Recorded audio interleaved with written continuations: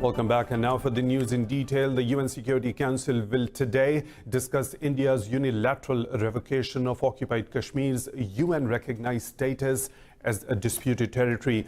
Last meeting was held in the year 1965. This comes after Pakistan wrote a letter to the Council calling for an emergency meeting on the issue. China backed Pakistan's call for the UNSC gathering to discuss India's illegal move. Pakistan's permanent UN representative Maliha Lodi says the Security Council needs to reaffirm its commitment to its own resolutions. She says in today's meeting, Security Council members will be guided by the UN's statement saying the status of Kashmir should not be altered. Meanwhile, the Dominican Republic's Foreign Minister Miguel Octavio Vargas has assured his Pakistani counterpart of full support on the Kashmir issue.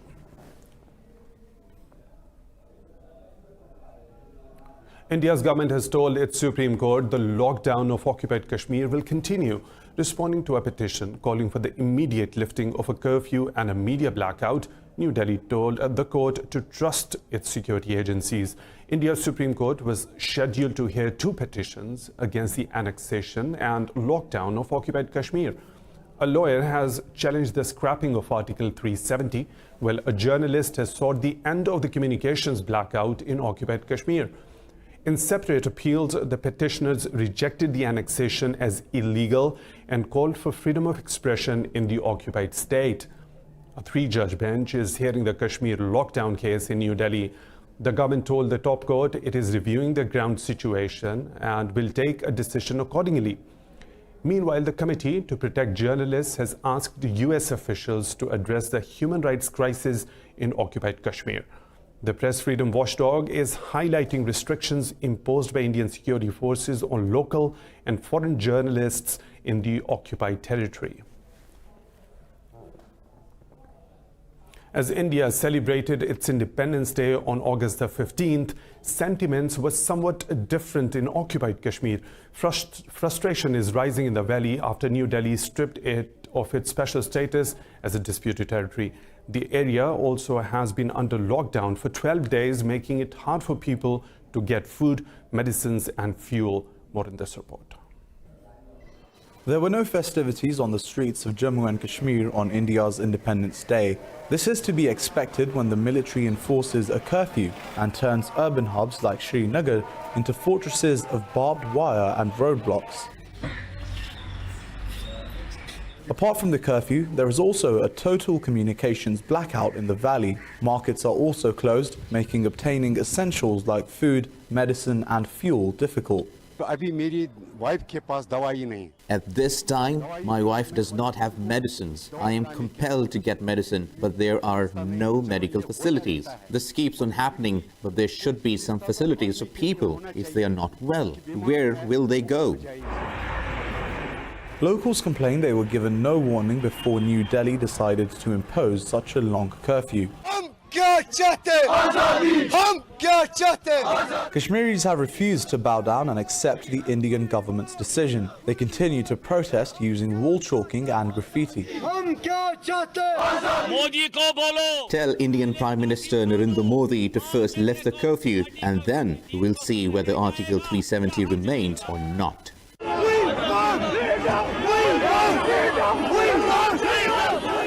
Meanwhile, over 300 Kashmiri leaders and activists remain under various forms of detention. The Kashmir Valley is home to 7 million people, 97% of whom are Muslim. North Korea said it will never again sit down for peace talks with South Korea. The statement follows South Korean President Moon Jae-in's speech about reunifying the Korean peninsula by 2045. Pyongyang's Committee for the Peaceful Reunification of the country called the ongoing joint US-South Korean military drills in rehearsal for the war. The committee says Seoul's participation in the war games is aimed at destroying North Korea. South Korea's Unification Ministry says Pyongyang's refusal to talk violates inter-Korean agreements. Meanwhile, South Korea's military says the North has test-fired 2 more missiles which landed into the sea off its eastern coast. This is the 6th such test in under a month.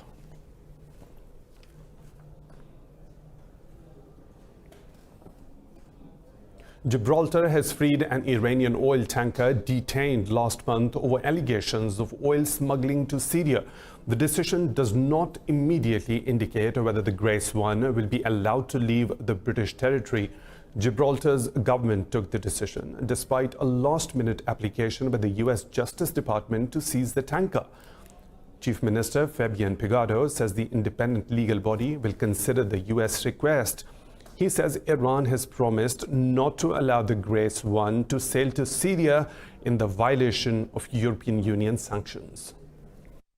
On the 13th of August, I received written assurances from the Republic of Iran that if released, the destination of the Grace One would not be an entity that is subject to European Union sanctions. I welcome that assurance. This is an important material change in the destination of the vessel and the potential beneficiary of its cargo.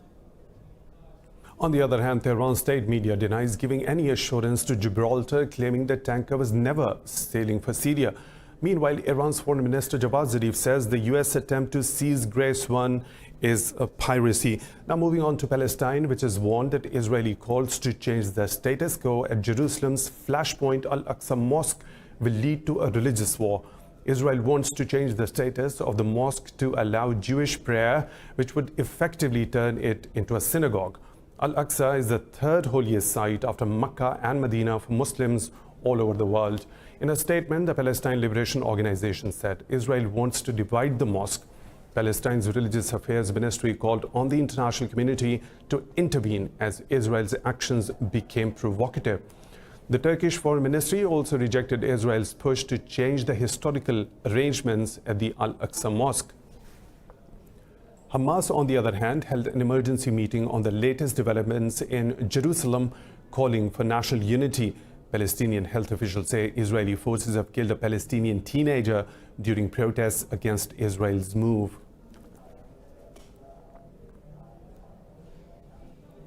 United States Congresswomen Rashida Tlaib and Ilhan Omar have slammed Israel's decision to bar them from entering the country. They called the move a sign of weakness and an insult to democratic values. Omar says Israeli Prime Minister Benjamin Netanyahu is under U.S. pressure. She says Netanyahu has aligned himself with the racists like Trump by blocking their visit. The two lawmakers plan to see the occupied West Bank and East Jerusalem, which was later blocked by the Israeli government. The pair have voiced support for the pro-Palestinian boycott, divestment and sanctions movement. Syrian air defense forces have intercepted a missile over the city of Masyaf in northern Hama province. The military says the missile came from the direction of northern Lebanon. It says the missile was destroyed before it could hit the scientific research center in Masyaf, which has repeatedly been targeted by Israel. Some missile attacks on Syria have been launched by Israeli warplanes from Lebanese airspace. Israel's military spokesperson has declined to comment on the latest missile attack.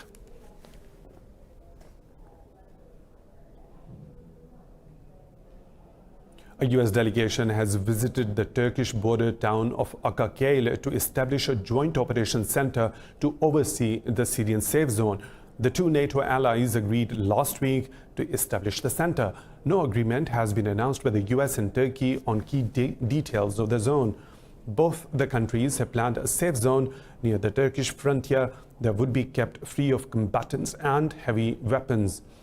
Turkey says it will take military action if the United States fails to agree on a solution to safeguard the border.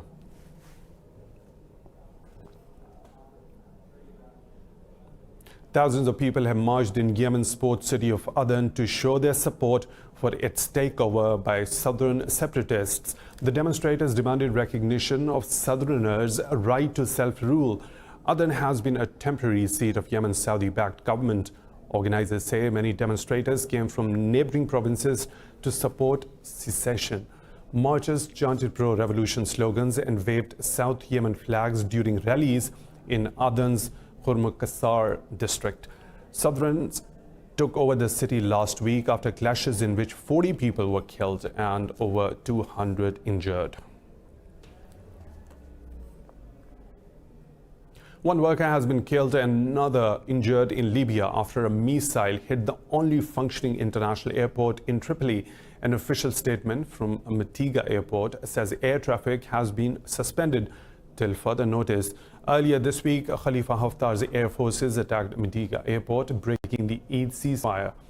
Meanwhile, the UN Special Envoy to Libya, Ghassan Salameh, has condemned the attacks on medical facilities in Tripoli. He said health workers, medical facilities and military ambulances have been attacked over 37 times since April. The WHO says Haftar's forces have killed over 1,000 people and displaced 120,000.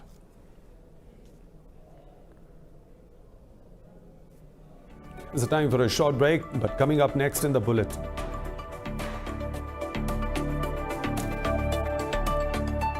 Giraffe numbers fell 60% in past 3 decades. Spiderman has scaled a Hong Kong skyscraper.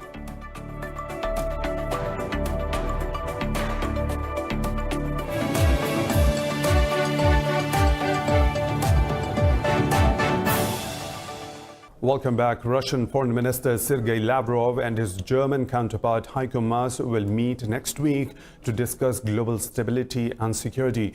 Russian Foreign Ministry spokesperson Maria Zakharova says the situation in Ukraine, Syria and Iran will be discussed.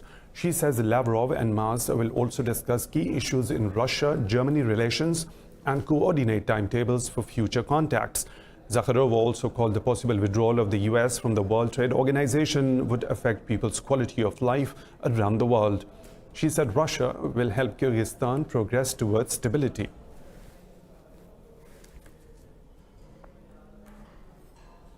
Italy's Prime Minister Giuseppe Conte has accused Deputy Prime Minister Matteo Salvini of disloyalty. Conte says Salvini is obsessed with blocking immigration, intensifying an open war of words in the ruling coalition. Conte used the case of a migrant boat standoff to settle scores with the leader of the League Party. In an open letter, Conte said 6 EU states were ready to take in migrants aboard the open arms ship.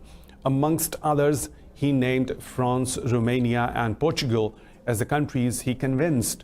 Conte said Salvini wanted to exploit the immigration issue for electoral gain rather than looking for solutions. Salvini hit back with his own open letter to Conte, saying his closed ports policy was working.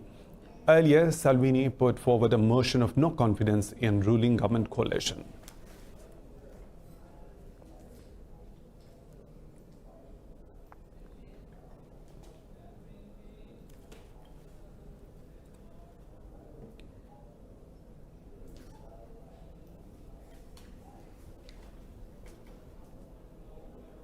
One person has died and 49 others have been injured by a tropical storm pushing its way through parts of Japan. Japan's Met Agency says Storm Kurosa made landfall in southern Japan and is now moving towards north. It says Kurosa dropped up to 800 millimeters of rainfall in Hiroshima and Shimane prefectures. The agency has advised more than 400,000 people to evacuate the areas at risk. Around 800 flights and train services have been cancelled, sabotaging travel during the summer holiday season. The storm is expected to bring more heavy rain to northern parts of the country throughout Saturday. The death toll from a dengue outbreak in Bangladesh has risen to 93 in little over a month. A health department report says almost 2,000 people have been infected with the mosquito-borne disease in the last 24 hours. It says nearly 8,000 people are being treated for the disease in hospital. The department says over 48,000 people have been affected by the disease this year. German and Swiss scientists have found abundant levels of microplastic pollution in snow. The scientists have warned of significant contamination of the atmosphere and demanded urgent research. A team from the Alfred Wegener Institute analyzed snow samples in Germany. The scientists confirmed snow in all places contains high concentrations of plastic fragments. The worst contamination was found in samples from a rural area in Germany's southern province of Bavaria, totaling 150,000 particles per liter. Researchers found particles of nitrile rubber, acrylates and paints containing plastics in the samples. The United Nations estimates 100 million tons of plastic have been dumped in the oceans to date. A French climber known around the world as Spiderman has scaled a Hong Kong skyscraper using his bare hands. Elaine Robert unfurled a banner urging peace in the city rocked by political unrest. Robert clambered up the Hong Kong Center for the third time without harnesses or ropes. His climb to the top of the 283-meter building attracted a huge crowd. Police say they arrested him after the stunt, which took about an hour. Robert described his climb as a contribution to promoting peace. My message is a message of peace. I will be displaying a banner with the Chinese flag, with the Hong Kong flag, and two guys shaking hands, and a sun down there, which means success, which means peace. Moving on, amid the celebrations of 30th anniversary of the fall of Iron Curtain, some struggle to shed light on deadly events. Like many East Germans escaping via Bulgaria, thought it would be easier to cross compared to the heavily militarized inner German border. Here are the details.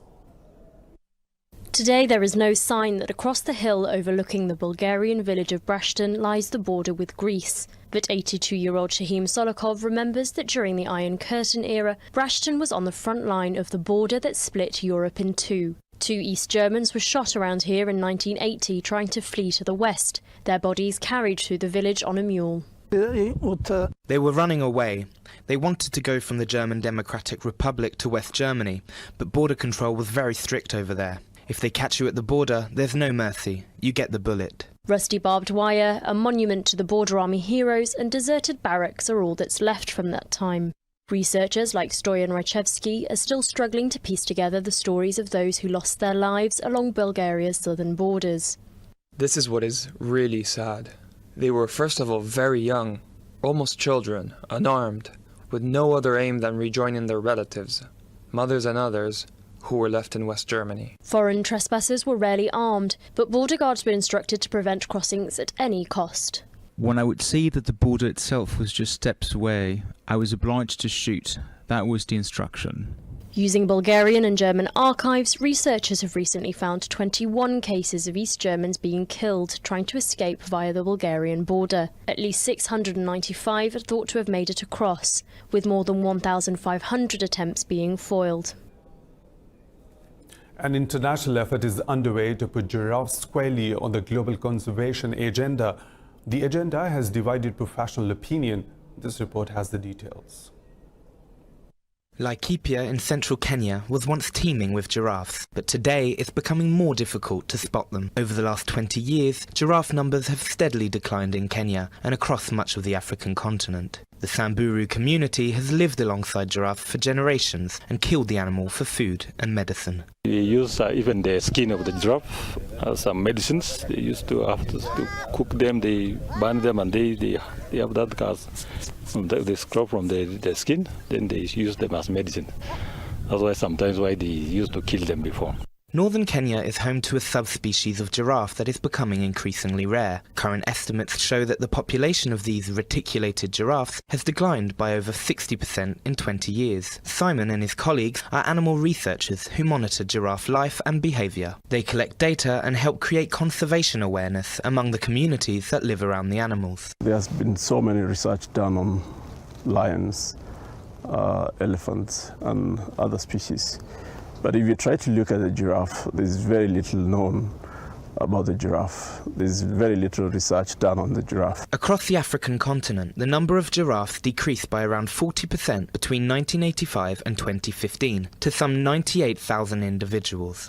Animal activists argue that the effects of international trade on the giraffe population are unknown and a study should be carried out to assess the need for regulation. The proposal would regulate the legal trade in giraffe parts obtained by trophy hunters in southern Africa. Observers are questioning the effectiveness of the measure, since most of the legal trade occurs in places where giraffe numbers are actually rebounding, like South Africa and Namibia, where game hunting is legal.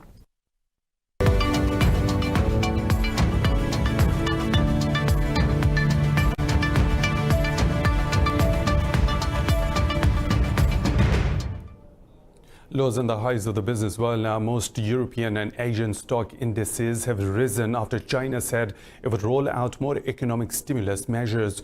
Oil prices were also boosted by investor optimism. The central banks around the world would intervene to boost the growth. Germany's DAX and the CAC in Paris opened up nearly 1%, driven by a rally in semiconductor stocks. Brent and US crude oil futures are also trading 1.5% higher. But gains in Asia were restrained by fears over the trade war between China and the US and its global impact. Hong Kong's Hang Seng Index closed 1% higher on strong corporate earnings by leading consumer brands. The Shanghai Composite also gained fractionally, but Australia's ASX and the Nikkei 225 in Tokyo were flat. And the Kospi lost more than 0.5% on sluggish second quarter growth in South Korea.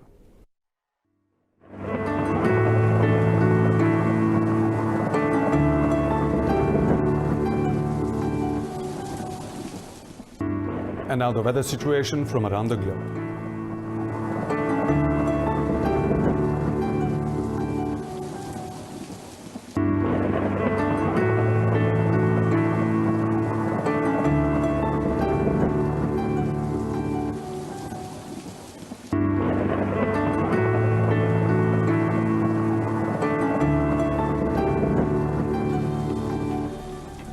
And that's all for now. For further updates, stay tuned to Indus.